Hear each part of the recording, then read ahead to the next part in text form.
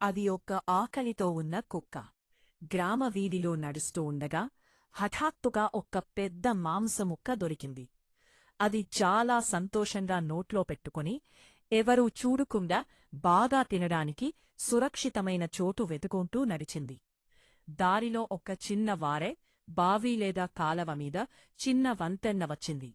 కుక్క ఆ వంతెన్న మీదకు ఎక్కి నడుస్తోండగా నీళ్లలో తన ప్రతిబింబం కనిపించింది. నీళ్లలో ఒక్క కుక్క కూడా మాంసముక్క నోట్లో పెట్టుకొని ఉందని అనుకుంది. అది తన నీడే అయినా. అయ్రే, ఆ కుక్క దగ్గర కూడా పెద్ద మాంసముక్క ఉందే, నా దానికంటే బాగా ఉంది కూడా అని ఆలోచించింది. దాని ఆకలి, లోభం రెండూ పెరిగిపోయాయి. ఆ ముక్క కూడా నాదే చేసుకోవాలి అనుకుని ఆ నీటిలోని కుక్కను భౌంకుతూ నోరు తెరిచి దాని మాంసముక్కను కాజేయాలని ప్రయత్నించింది. అయ్యో! నోరు తెరవగానే దాని నోట్లోని మాంసముక్క కింద నీళ్లలో పడిపోయింది. కుక్క ఒక్కసారిగా షాక్ అయ్యింది. తనది కోల్పోయి ఇంకొకటి కూడా దొరకలేదు. నీళ్లలోకి దూకి వెతికినా మాంసముక్క ఎక్కడా కనిపించలేదు.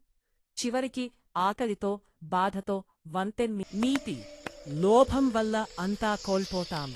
లోభిగా ఉంటే ఉన్నది కూడా